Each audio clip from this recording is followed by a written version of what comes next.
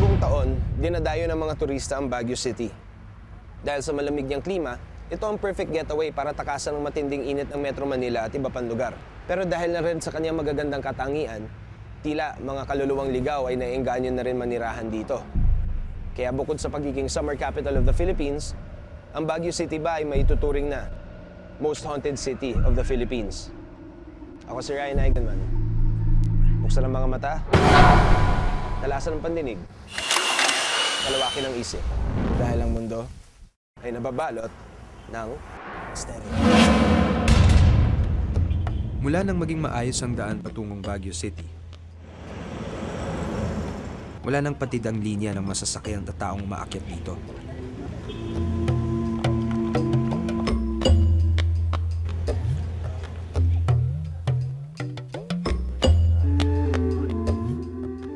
Matatagpuan sa hilagang bahagi ng Luzon, ang City of Pines, ang isa sa mga pinakasikat at marahil ay most enduring tourist destination sa bansa.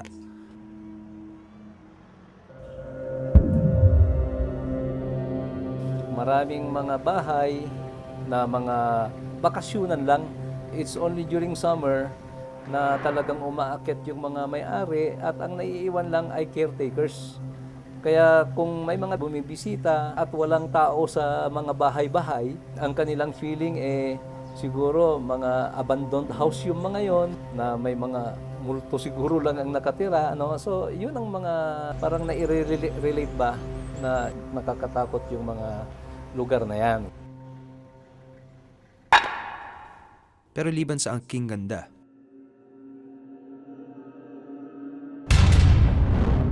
kaakibat din ito ang ilang misteryong bumabalot sa lugar.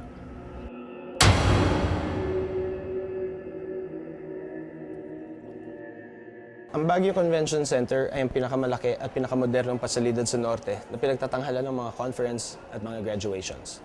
Pero bukod sa mga masasaya at mahalagang okasyon, ito rin daw ay sentro ng mga hauntings at paranormal activities.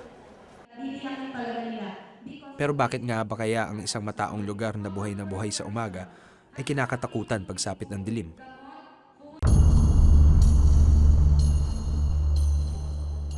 Ayon kay Nino Pelwigan, maaaring ang architecture at history ng lugar ang dahilan kung bakit marami ang naninirahang espiritu dito. Bago po siya naging Baguio Convention Center, itong area po ay tinatawag na Government Center or Barangay Military Cut-Off kasi po sa panahon po ng mga Amerikano, nandyan na po ang Supreme Court compound, yung PRC natin, yung Court of Appeals, at saka yung mga military barracks, kaya tinatawag siya na Military Cut-Off Barangay. Nung nagkaroon ng ikalawang digmaan, ito po ay ginawang Japanese garrison area. 1978, itinayo po ang Baguio Convention Center kay First Lady Imelda Romualdez Marcos.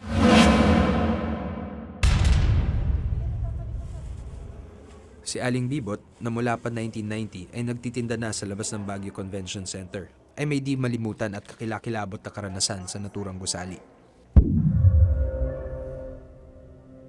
Pupunta sana ako doon sa CR, doon sa basement. Tapos may nakita akong matanda na babae. Ale! Tanungin ko sana kung bakit nandoon siya sa baba. Hindi sumasagot, tumatalikod lang.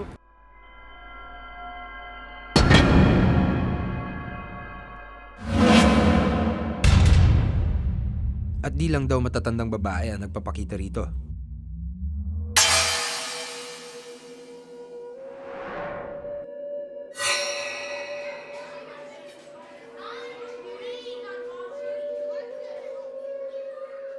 Kung may nakita akong dalawang bata nagtatakbuhan,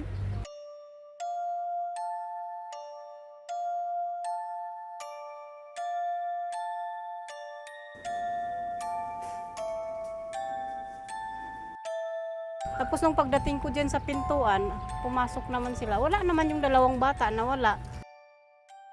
Tapos parang nanlalamig na ako na natatakot kasi nakita ko yung dalawang bata tapos biglang nawala. Maging ang ilang pulis ng Patrol 117 na dating nag-oopisina sa basement ng Baguio Convention Center ay di rin nakaligtas sa pagpaparamdam ng mga kaluluwang gala. Yung office namin locate sa basement ng convention center. So 24 hours duty kami doon. Bigla na lang naninindig yung balahibo mo. May mga hangin na kakaiba. May mga lugar kang di mo gustong tingnan pero parang napapalingon ka ganon. May mga objects na nahuhulog. Yung mga doors, nag-open siya. May mga kumakatok din minsan pero dinidisregard mo na lang. Natatakot ka rin pero dahil sa trabaho kailangan lakasan na lang ng loob.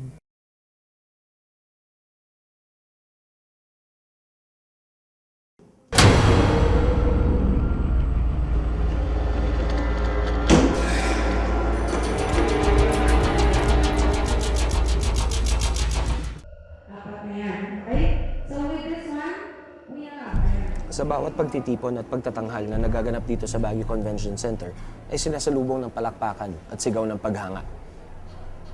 Nang punta ng Misteryo Team dito, dumadagungdong din naman ang salubong na ipinaramdam sa kanila.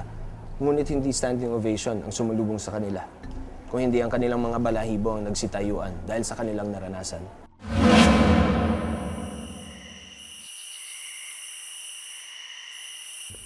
All right, everyone. This is my warning to all of you, all right? If any of you feel anything out of the ordinary, dizzy, chills, cold sweats, anything of the sort, immediately leave wherever we are and go outside to catch your breath again. I have a very good feeling about this because early on they're already showing signs of presence that they want to be seen. But the most important thing is to show respect.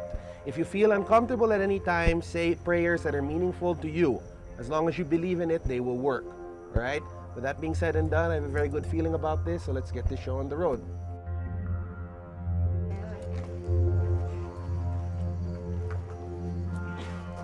Nakakabahala ang bilin ni Rob Rubin ng Mysterium Philippines. Pero naglakas loob pa rin ang buong grupo upang mapatunayan kung talagang may mga espiritong gala at mga di matahimik na kaluluwa sa Baguio Convention Center. Okay, boys, you have here your standard EMF meter. This thing will detect electromagnetic fluctuations, which are very much associated with paranormal and ghost activities. This thing starts making sounds or it goes above 2, which is already doing now, chances are we have a live one. Okay, boys, we have a hot spot right here. Okay. Sa pintuan pa lang ng convention center, nagparamdam na agad ang mga espiritu.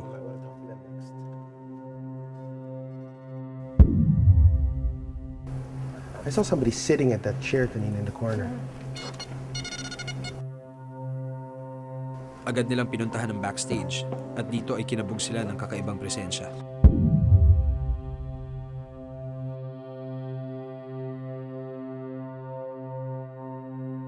Oh, it's there where? Go check. This is also a hotspot, but we can go down. Did you say we can or we can't? We can. It wants us to follow him. All right. Habang sinusuyod ni na Rob at Mantha ang likod ng entablado, naiwan naman ang dalawa nilang kasamahan na sina Jillian at Sarah. May espiritu raw kasi na tila may gustong sabihin sa kanila. Ni-rape daw siya dito o pinatay siya dito. Gusto niya ng revenge. Sinasabi ko sa kanya na patay na siya. Na kailangan niya na umalis, pero ayaw niyang umalis.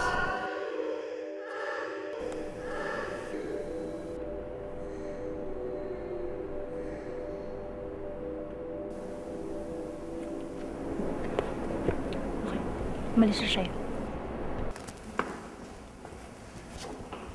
Rob, stop. What?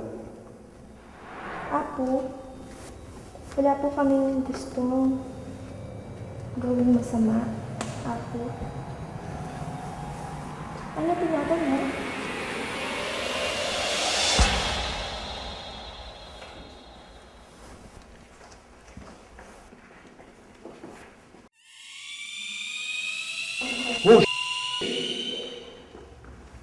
Hello. Really cold spot here. Remember, anything that beeps is a strong, either psionic or paranormal movement. Choose. It's much colder here, pero hot spot. Outside.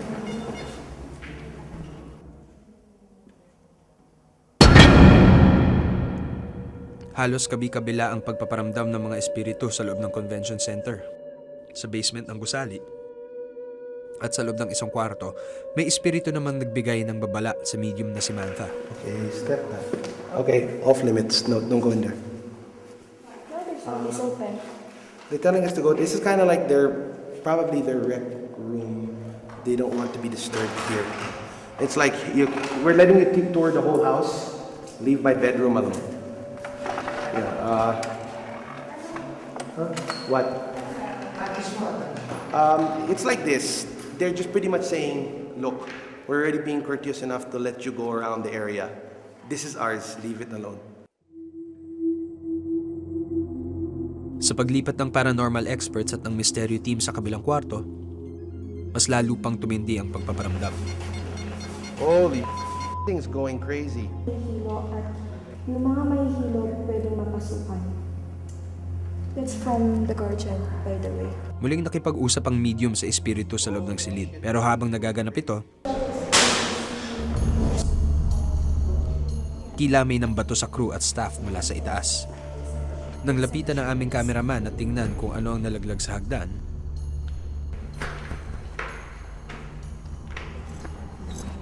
Time out. ilang saglit pa, Do any of you right now not want to be here? Oops. may tila malakas na puwersang yumanig sa kinatatayuan ng grupo. Okay, out, out.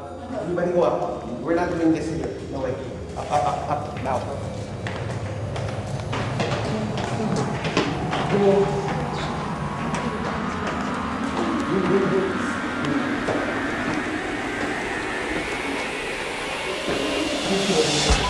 Okay, yung balik mo.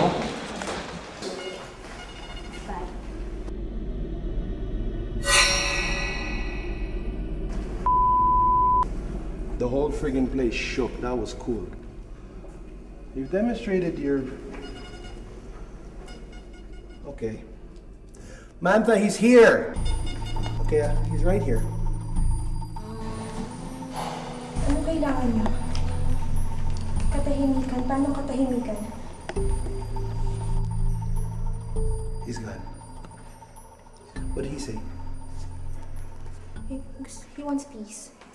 To all the spirits here, we will pray for you. Ano kaya ang ibig sabihin ng pagpaparamdam na iyon? At saan ang galing ang supot na nalaglag sa hagdanan? Upang malaman ang sagot, nilapitan ng mysterio team ang nagbabantay sa labas. Meron ba sa staff niyo na pumasok dito kanina? Nandito lang kami. Walang tao dyan? Wala. Kasi may bumoto sa amin ng plastic doon. Tapos narinig niyo ba yung narinig namin? Parang naman. Wala. Dahil sa nangyari, di na pinayagan ng mga paranormal expert na pumasok sa loob ang celebrity guest at former Viva Hot Babe na si Hazel Cabrera. For your own safety, we would recommend that hindi ka mapumasok doon. Kasi kahit ako, expert ako, natakot ako. Okay?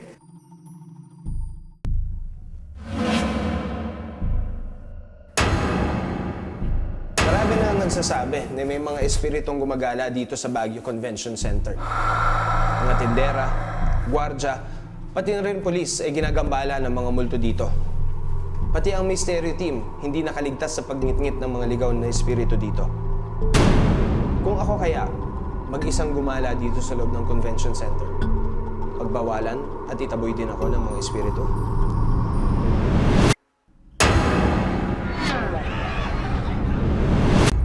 Sa labas ng convention center, pinakiusapan ng mysterio team ang 3 regular na bantay ng gusaling ito na muling silipin ang basement para malaman kung saan nga nanggagaling ang mga kakaibang tunog na narinig namin dito.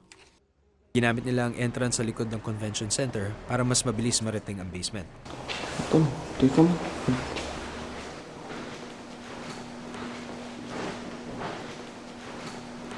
Wala silang kakaibang naramdaman at naranasan hanggang sa marating nila ang basement.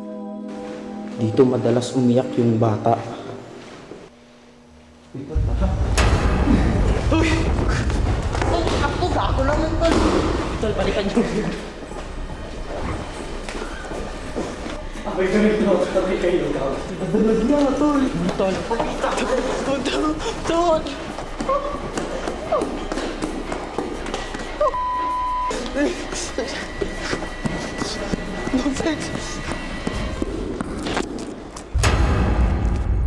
Nang makalabas ang tatlo, pawang namumutla at takot na takot ang mga ito. Marinig po ba dyan yung mga naglalakad? Marinig po ba dyan yung mga naglalakad? Habang naglalakad kami, nagbibideo kami, parang tumatas yung mga balahibo namin. Parang nakakakaba. Hindi, yung nasa bandang basement na po kami. Kung namin na kung anong tunog yun eh. Chinelas. Chinelas po eh. Dahil sa mga di maipaliwanag na pangyayari, pinasya naming ituloy ang pag-iimbestiga. Ako naman ang nabigyan ng pagkakataong libutin ang convention center ng nag-iisa. Okay, so meaning, binibigay mo sa akin to, hindi mo ako sasamahan ngayon. I am not going in there again. Sige, so it's all on me. Sige. Good luck. Gamit ang EMF scanner ni Rob, flashlight at isang camera, sinimulan ko na ang aking midnight trip. It's too dark.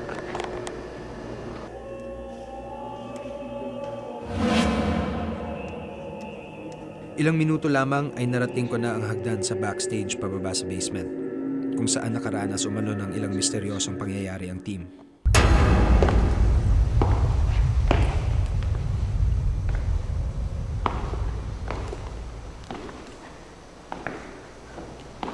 Hello? Tao? Sa aking bawat hakbang, tila pabigat ng pabigat ang aking nararamdaman.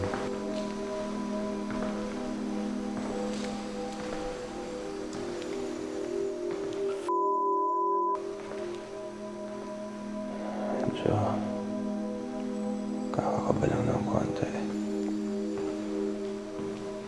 Medyo freaky. Hindi medyo sobra. Ang bigat ng nararamdaman ko dito. Parang may nagmamasid. Parang may nakasunod sa akin. Nang makarating ako sa hallway kung saan bukas na ang mga ilaw, balisa pa rin ako. Medyo nanunuyo lalamunan ko. Labo. Ay, salamat.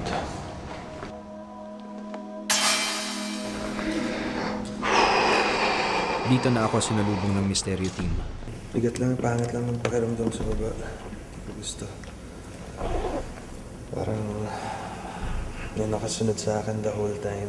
Tumunog sa EMF. Oo. Wala. Pero I don't need an EMF to tell me na it's freaky down there, dude. Lalo na dun sa part na bago ka umakit dun sa stairs, yung maraming kahoy na XXX. Ang pangit ng feeling doon. Kahit hindi nag-register dun sa EMF, ang bigat, dude. Ayoko.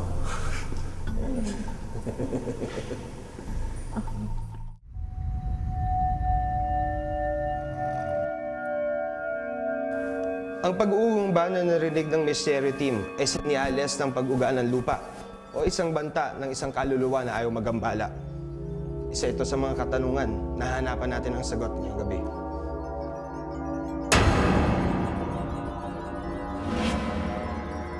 Dati nang naging sentro ng isang lindol ang Baguio. Posible kaya ng mga tunog at pagyanig na naramdaman ng Mysterio Team sa loob ng convention center ay nagmula sa ilalim ng lupa. Sinadya namin si Salvador Cesario ng Baguio Seismic Station upang malaman kung may naitala silang anumang paggalaw. Bali, 24 hours yung operation natin. Wala tayong na-record kahit isang earthquake kahapon. So, ibig sabihin, sa loob ng 24 oras, wala akong na-record na kahit maliit na tremor sa araw na yun. Maliban sa lindol, may iba pa kayang paliwanag para sa mga narinig at naramdaman ng grupo noong gabing yon? Ayon kay Architect Elvis Palikdon, may kinalaman ang disenyo at mga materyales ng gusali sa mga narinig ng team. Basically, pag concrete, solid ang mga walls, pan nag-e-echo yung sound. Ganun. Hindi na-absorb. So instead na yung sound is na-absorb, nag-e-echo. Parang na-deflect sa mga walls, tapos nagta-travel na yung sound. Yun din yung sinasabi nila na parang structural born sound. Kaya yung ingay na yun, na sound na yun, na transmit or dumadaan sa mga structural members, sa mga floor, sa slab. Ang mga inaakala rin daw naming pagpaparamdam ng mga kaluluwa ay maaaring epekto lang ng mga naganap sa paligid ng convention center. Do any of you right now not want to be here?